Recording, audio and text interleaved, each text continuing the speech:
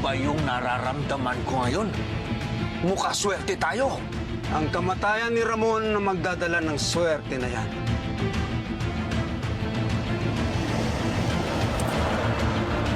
Oh, Lando, handa na ba yung bodega?